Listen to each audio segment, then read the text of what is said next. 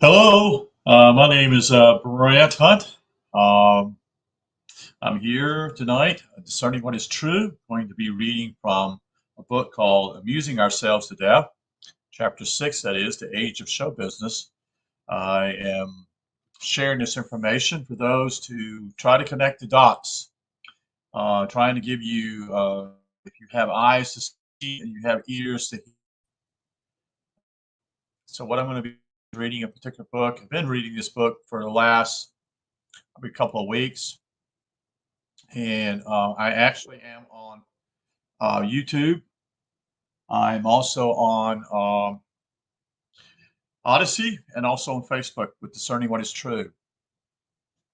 So what we're going to do is go into this particular book and read it. The reason why I do this is to read the book to you is simply as then you can listen to the book.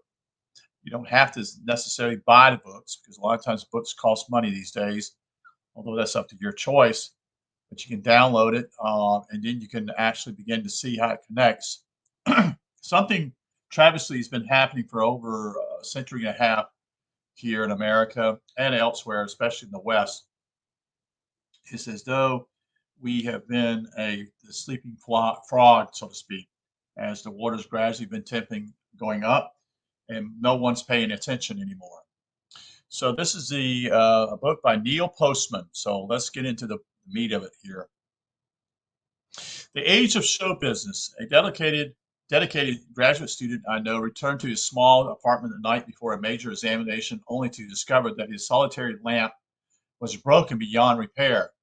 After a whiff of panic, he was able to restore both the ED and his chair to satisfactory grade by turning on the television set and turning off the sound, and with his back to the set, using its light to read important passages on which he was to be tested.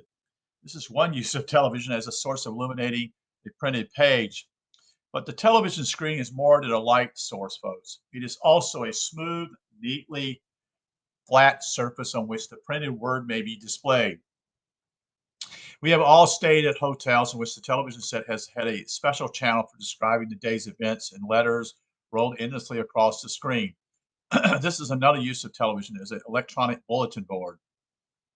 Again, this is a book that was written in 1985, so I doubt you'll see that anymore. But I remember those days when you did stay in a hotel. They would have this electronic rolling book telling you the weather and all that kind of stuff, where to eat at, that type of thing, where to go at.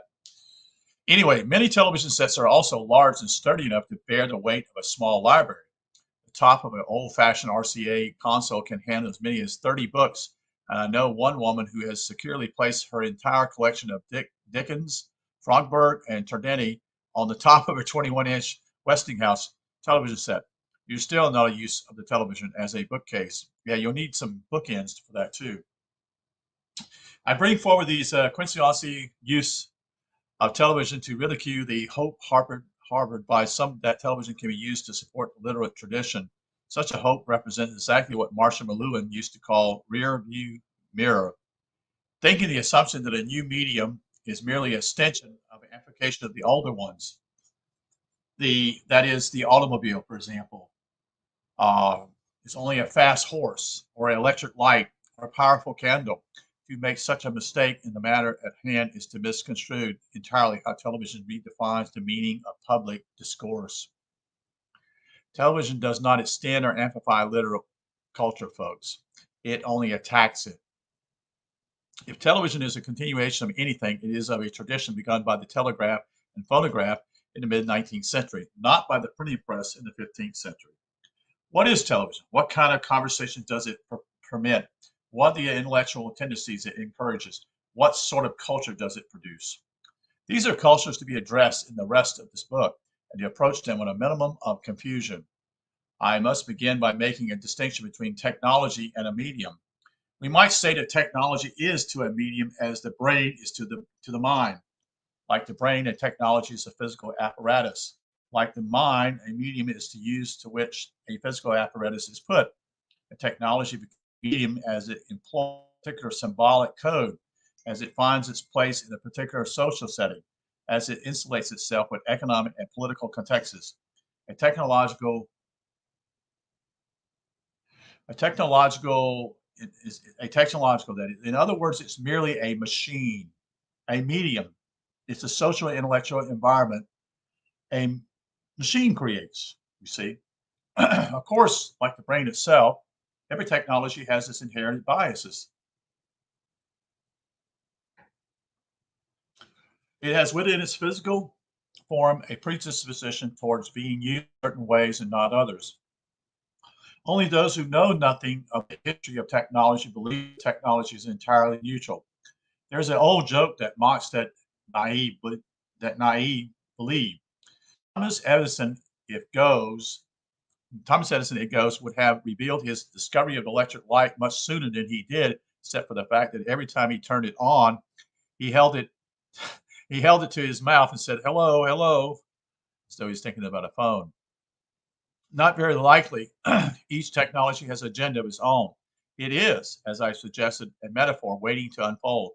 The printing press, for example, had a clear bias towards being used in linguistic media able to use exclusively for their reproduction, and one imagined Roman Catholic Church would not have objected to its being so used in the 16th century. Had that been the case, the Protestant Reformation might not have occurred, whereas Luther contended with the Word of God on every family's kitchen table. Christians do not require the papacy to interpret it for them, but in fact, there never was much chance that the press would be used solely, or even very much, for the duplication of icons. From its beginning in the 15th century, the press was perceived as an extraordinary opportunity for the display and mass distribution of writing, written language. Everything about its technical possibilities led in that direction. One might even say it was invented for that purpose. The technology of television has a bias as well. It is conceivable to use television as a lamp, a surface for texts, a bookcase, even as a radio, but it has not been so used and will not be so used, at least in America. Thus, in answering the question, what is television? We must understand as a first point that we are not talking about television as a technology, but television as a medium. There are many places in the world where television, though the same technology it is in America, is a entirely different medium from that which we know. I refer to places where the majority of people do not have television sets. And those who do have only one, where only one station is available, where television does not operate around the clock. Where most programs have a purpose to direct furtherance of government ideology and policy, where commercials are unknown and talking heads will image, where is mostly used as a radio. You see. Well, that makes sense. Shortwave radio is similar to most of the countries, not in the West, not in the West. Entertainment deal. It's where you find information. It's an information tool, so to speak. And also, it's a way of actually controlling people. But anyway, we won't go to that. For these reasons and more, television will not have the same meaning or power as it does in America, which is to say, it's possible for technology to be so used that its potentialities are prevented from developing and its social consequences kept to a minimum. But in America, this has not been the case. Television is found in liberal democracy and a relatively free market economy, a nurturing climate in which its full potentialities as technology of images could it be exploited. One result of this has been that American television programs are in demand all over the world, you see. The total estimate of U.S. television programs exported is approximately 100 to 200,000 hours, equally divided among Latin America, Asia, and Europe. Over the years, programs such as Gunsmoke, Bonanza, Mission Impossible, Star Trek, Kojak, and more recently, Dallas Dynasty have been as popular in England, Japan, Israel, and Norway as in Omaha, Nebraska. I have heard, but not verified, that some years ago, the LAPS, LAPPS, postponed for several days their annual and one supposedly essential migratory journey so that they could find out who shot JR. Wow. All of this had occurred simultaneously with the decline of American moral and political prestige worldwide. American television programs are in demand not because America is loved, but because American television is loved, you see. We need not be detained too long in figuring out why. In watching American television, one is reminded of George Bernard Shaw's remark on his first seeing the glimmering neon signs on Broadway and 42nd Street at night. It must be beautiful, he said, if you cannot read. American television, indeed a beautiful spectacle, a visual delight, pouring forth thousands of images on any given day. The average length of a shot on television network is only 3.5 seconds. So that the eye never rests, you see. Always has something new to see. That's one of the part of the flickering part it does. It flickers, all the time. It's a brainwashing tool, folks. It's not about even the program. It's just the way it works. It flickers. It puts you to sleep. Not physically sometimes, but it does. Anyway, I've gotten off the tangent here. Moreover, television offers viewers a variety of subject matters requiring minimum skills to comprehend it and is largely aimed at emotional gratification. Even commercials, which some regard as annoyance, are exquisitely crafted, always pleasing to the eye and accompanied by exciting music, you bet. There is no question, but that is the best the best photography in the world is precisely seen on television commercials. American television, in other words, is devoted entirely to supplying its audience with entertainment. Of course, to say that television is entertaining is merely abandoned. Such a fact is hardly threatened to a culture not even worth writing a book about. It may be a reason for rejoicing. Life, as we like to say, on a highway strewed with flowers, that is. A few blossoms here and there may make our journey triply more endurable. The lapse undoubtedly thought so. We may surmise that the 90 million Americans who watch television every night also think so. But what I am claiming here is not that television is entertaining, but that it has made entertainment itself the natural format for the representation of all experiences, you see. That's, we had the TV Guide. The TV Guide was put out for I don't know how many years, 30, 40 years. It was basically to guide you for what programs were on the television and networks. And that time when I was involved in this, there were three networks. There was CBS, ABC, and NBC. There was no Fox. There was no WB. There was none of these others. There were a few independent stations. I remember one being in Charlotte, North Carolina, and one being in Atlanta. Our television sets keeps us in constant communication with the world, but it does so with a face whose smiling countenance is unaudible. The problem is not that television presents us with entertainment subject matter, but that all subject matter is presented as entertainment, which is another issue altogether, folks. You see, the whole way of using it is not about education. It is strictly about entertaining you. The circus. To say it is still another way, entertainment is the super ideology of discourse on television. No matter what it depletes, or from what point of view, the overarching presumption is that it is there for our amusement and pleasure. That is why, even on news stories, which provide us daily with fragments of tragedy and barbarism, we are urged by the newscaster to join them tomorrow. What for? One would think that several minutes of murder and mayhem would suffice as material for months of sleepless nights. We accept the newscaster because the news is not seriously that it is all in fun, so to see. Everything about a news shows tells us this. The good looks and the ambiguity of the cast, the pleasant banter, the exciting music that opens and closes the show, the vivid film footage, the attractive commercials, all these and more suggest that what we have just seen is no cause for weeping. A news story, to put it plainly, is a format for entertainment, not for education, reflections of catharsism. And we must not judge too harshly those who have framed it in that way. They are not assembling the news to be read or broadcasting it to be heard. They are televising the news to be seen.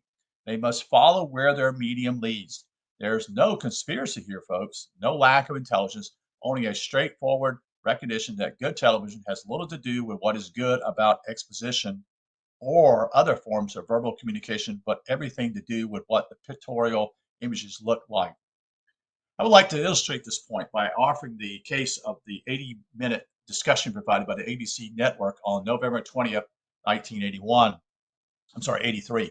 Following his controversial movie The Day After, though the memory of this telecast as receded from most, I choose this case because clearly here was television taking its most serious and responsible stance. I think this was to do with some type of the day after the nuclear bomb or something of that nature, as well as I recollect. Continue. I choose this case because clearly here was television taking its most serious and responsible stance. Everything that made up this broadcast recommended it as a critical test of television capacity to depart from entertainment mode and rise to the level of public instruction. In the first place, the subject was the possibility of a nuclear holocaust. That's right, now remember. Second, the film itself had been attacked by several influential body politic, including the Reverend Jerry Falwell moral majority. Thus, it was important that the network display television value and serious intentions as a medium of information and coherent discourse. Third, in the program itself, no musical theme was used as a background. A significant point since almost all television programs are embedded with music. Correct. It sets the mood, which helps to tell the audience what emotions are to be called for. Correct. This is a standard theatrical device and is absent on television is always omnious. Fourth, there was no commercials during the discussion, thus elevating the tone of the event to the state of reverence usually reserved for the funerals and assassinated presidents. And finally, the participants, including Henry Kissinger, Robert McNamara, and Eli Wiskell, each of whom is a symbol of sort of serious discourse, although Kissinger somewhat later made an appearance on the hit show Dynasty. He was then and still is a paradigm of intellectual sobriety, and Wiskell practiced a walking metaphor of social consciousness. Indeed, the other members of the cast were Carl Sagan, William Buckley, and General Brent Scowcroft, are each in his way men of intellectual bearings who are not expected to participate in trivial public matters. The program began with Ted Koppel. If you remember Ted Koppel, the reason why they started showing 11:30 News was because of the whole thing that took place in the Middle East with Iran. That's how Ted Koppel got involved, and it became a mainstay for a long, long time. I don't know if it still is on ABC at that time, but this is how also eventually CNN News got involved. Um, Master ceremony, so to speak, indicating that follow was not intended to be a debate, but a discussion. And so those who are interested in philosophies of discourse and had an excellent to observe what serious television means by the word discussion, here is what it means. 6 men were given approximately 5 minutes to say something about the subject. There was, however, no agreement on exactly what the subject was, and no one felt obliged to respond to anything anyone else said.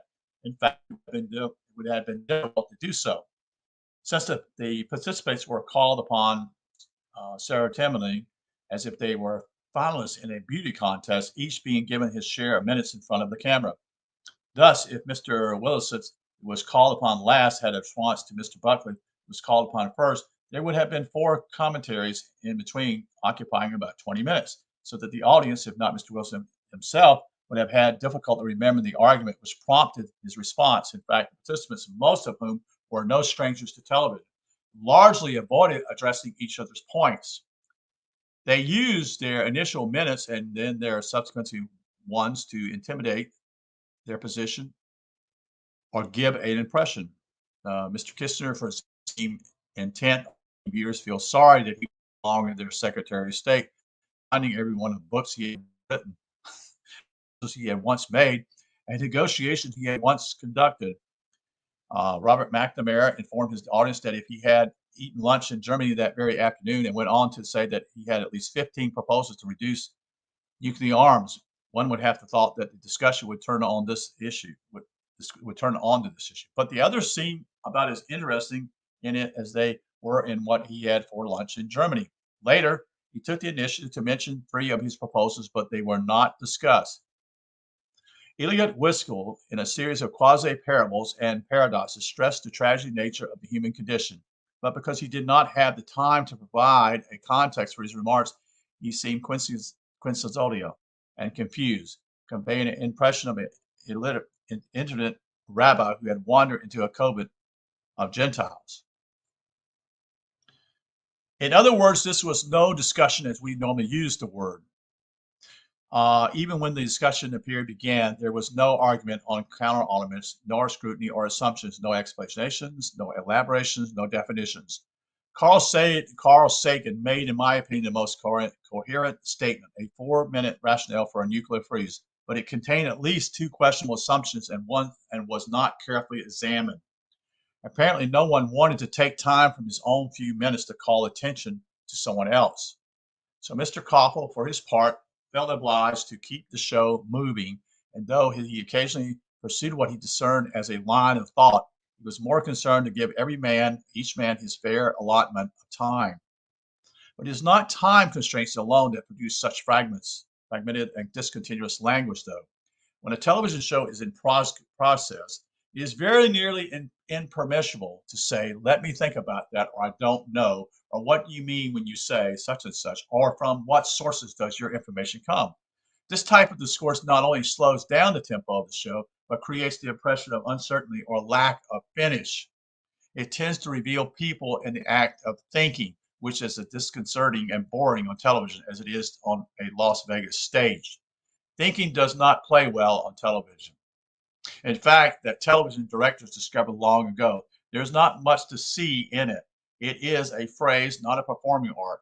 But television demands a performing art, you see. And so what the ABC network gave us was a picture of men of sophisticated verbal skills and political understanding being brought to heel by a medium that required the passion performance rather than ideas, which accounts for why the 80 minutes were very entertaining in the way of Samuel Brecker play.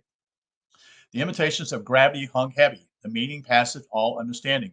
The performance, of course, were highly professional. Sagan abjured the turtleneck sweater in which he starred when he did Cosmos, and had his hair cut for the event. His part was of the illogical scientist speaking on behalf of the planet. It is to be doubted that Paul Newman could have done better in the role, although Leonard Nimoy might have. Scowcroft, was pseudo military in his bearing, terse and distant, unbreakable defender of security. Kidd always was superb in the part of knowing world statesman, aware of the sheer responsibility of keeping disaster at bay. And then Ted Koppel played to perfection the part of moderator, pretending as it were that he was sorting out ideas while in fact he was just merely directing the performances. At the end, one could only applaud those performances, which is what a good television program always aims to achieve. That is to say, applause, not reflection. That's the issue with television, folks. That's my say, not what he says here. I do not say categorically that it is impossible to use television as a carrier of coherent language or thought in process. William Buckley's own program called Firing Line occasionally shows people in the act of thinking, but who also happen to have television cameras pointed at them. There are other programs such as Meet the Press or The Open Mind, which really strive to maintain a sense of intellectual decorum and typographical traditions, but they are scheduled so that they do not compete with programs of great visual interest, since otherwise they would not be watched. After all, it's not unheard of that a format will occasionally go against the bias of its medium. For example, the most popular radio program in the early 40s, featuring a ventriloquist, and in those days I heard more than once the feat of a tap dancer on the major bowls of amateur hour. Indeed, if I'm not mistaken, he even once featured a pantomist.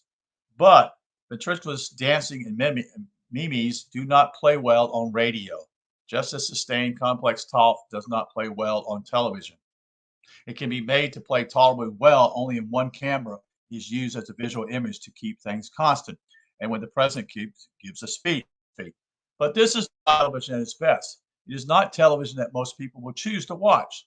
The single most important fact about television is that people watch it, which is why it is called television. And what they watch and like to watch are moving pictures, millions of them, of short duration and dynamic variety. It is in the nature of the medium that it suppress the content of ideas in order to accommodate the requirements of visual interest.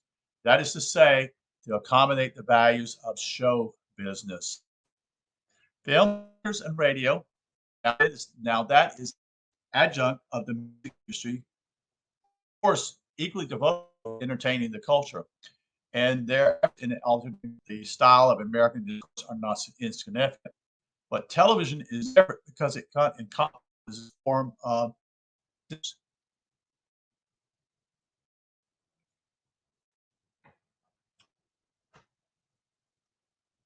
No one goes to a movie to find out about government policy or the latest scientific advances.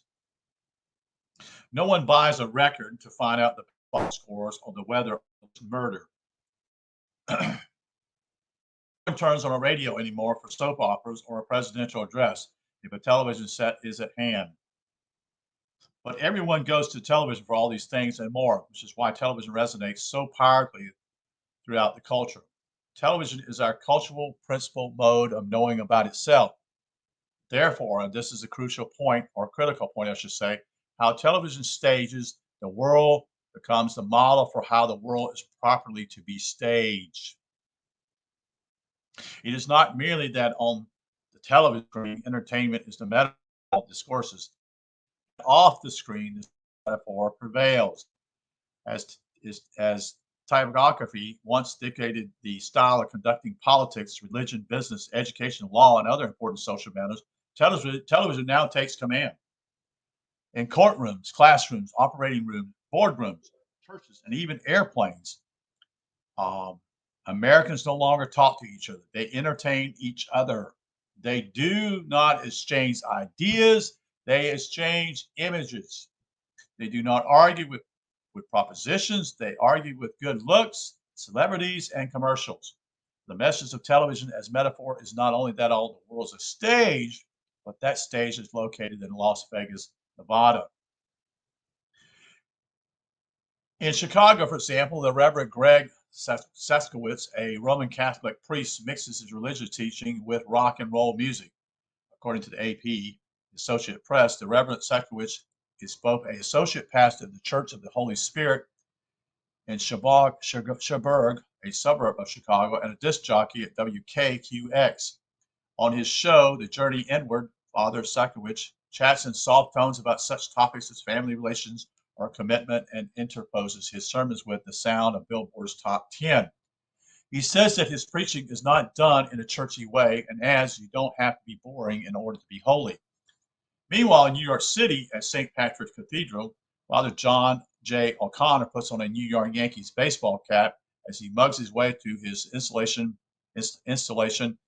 as Archbishop of the New York Archdiocese. He got off some excellent gags, at least one of which was specifically directed at Mayor Edward Koch, who was a member of his audience, that is to say, he was a congregant. As his next public performance, the new Archbishop donned a New York Mets baseball cap. These events were, of course, televised and were vastly entertaining, largely because Archbishop, like Cardinal O'Connor, has gone Father Sackowitz one better. Whereas the latter believes that you don't have to be boring to be holy, the former apparently believes you don't have to be holy at all. In Phoenix, Arizona, Dr. Edward Dietrich performed triple bypass surgery on Bernard Schuller. The operation was successful, which was nice for Mr. Schuller. He was also on television, which was nice for America. The operation was carried by at least 50 television stations in the United States and also by the BBC.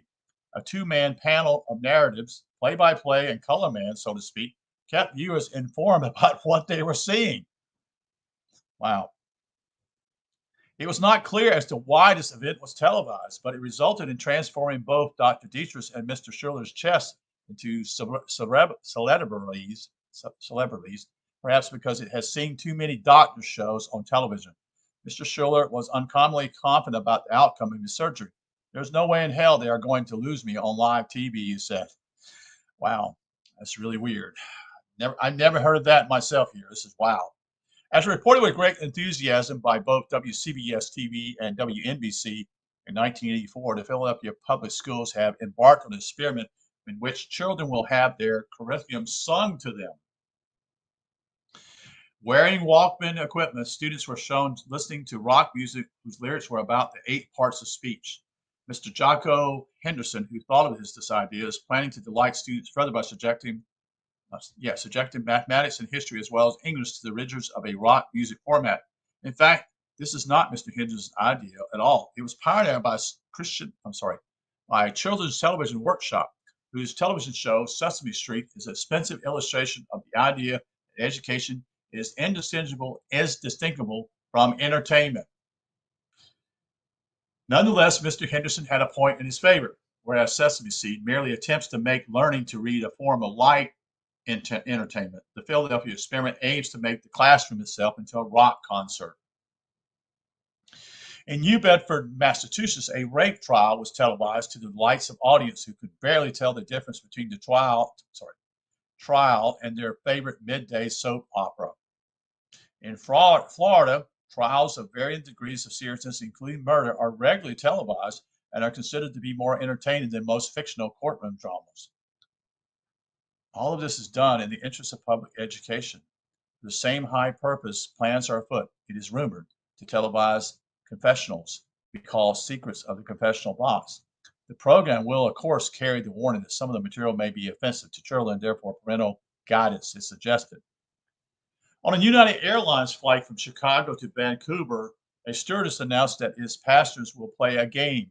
The passenger with the most credit cards will win a bottle of champagne. A man, good grief, a man from Boston with 12 credit cards wins. The game requires the passenger to guess the collective cabin's crew. And from Chicago, guess 28. There's another bottle of wine. During the second game, the air turns choppy and the fasten seatbelt signs goes on. Very few people notice, at least of all the cabin crew, who keeps up a steady flow of gags on the intercom. When the plane reaches its destination, everyone seems to agree that it's fun to fly from Chicago to Vancouver. Wow. On February 7, 1985, the New York Times reported that Charles Pine of Rutgers University, that is at Newark campus, was named Professor of the Year by the Council for the Advancement of Education. And explain why he had such a great impact on his students.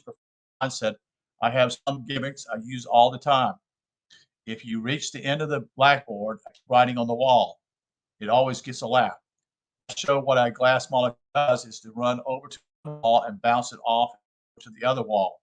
His students are perhaps too young to recall that James Cagney used this molecule move to great effect on Yankee Doodle Dandy.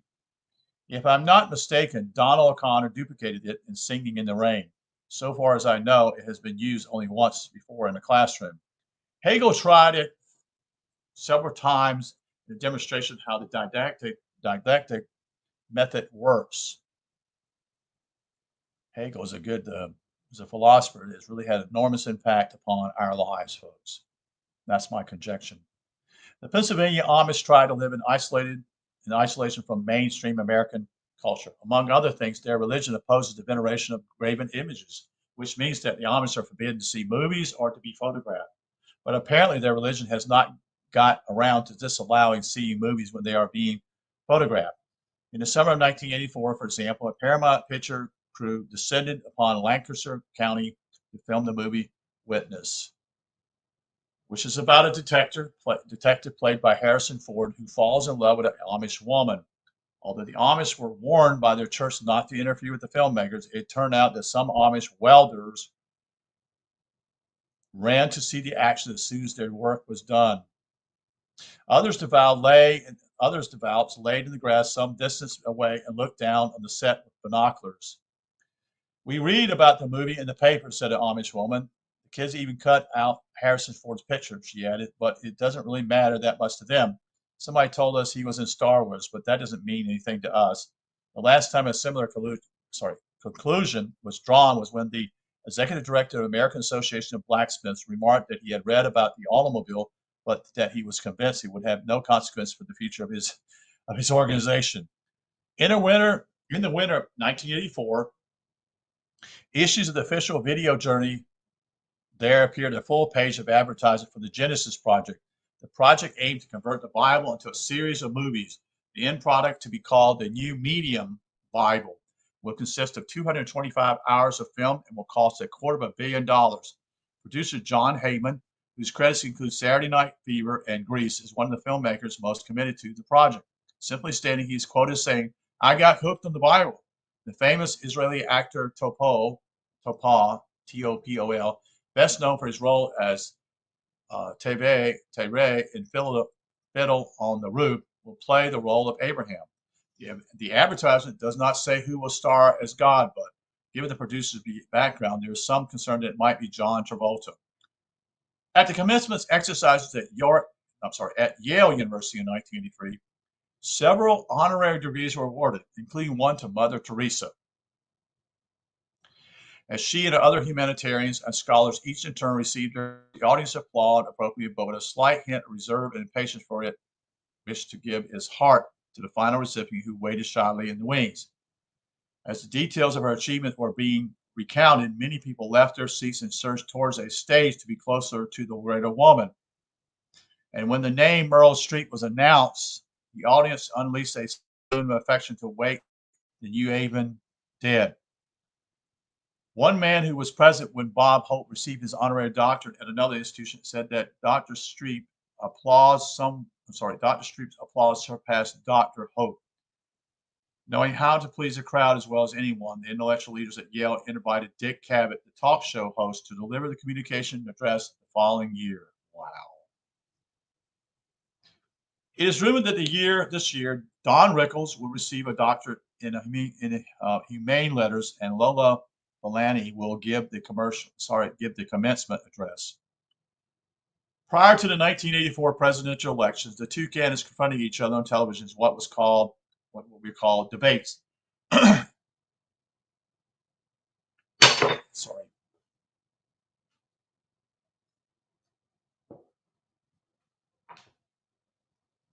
Those events were not in the least like Lincoln and Douglas debates or anything else that goes by that name. Each candidate was given 5 minutes to address each question as what is or would be your policy in Central America. His opposite's number would then given 1 minute for a rebuttal. In some circumstances, complexity, documentation, and logic can play no role.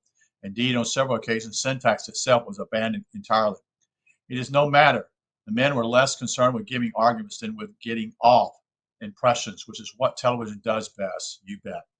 Post-debate commentary largely avoided any evaluation of the candidates' ideas, since there were none to evaluate. Instead, the debates were conceived as boxing matches, the relevant question being who KO whom. The answer was determined by the style of the men, how they looked, fixed their gaze, smiled, and delivered one-liners. In the second debate, President Reagan got off a sweat one-liner when asked a question about his age. The following day, several newspapers indicated that Ron had KO Fritz with his joke. Thus, the leader of the free world is chosen by the people in the age of television. It's a really sad statement there, folks. What all this means is that our culture has moved towards a new way of conducting its business, especially its important business. The nature of its discourse and changing as the democracy line between what is show business and what is not becoming harder to see with each passing day. Our priests, our presidents, our surgeons, our lawyers, our educators, and newscasters need worry less about satisfying the demands of their discipline than the demands of good showmanship. Had Urban Berlin changed one word in the title of his celebrated song, he would have been a prophetic, albeit more terse as Aldous Huxley. He needed only had written, "There's no business but show business." Okay, and now I'm going to conclude the show here. The show, I should say, my broadcast here. Again, sharing with you Chapter 6, The Age of Show Business here, with amusing ourselves to death. And thank you for listening. I wish you a good night. You take care.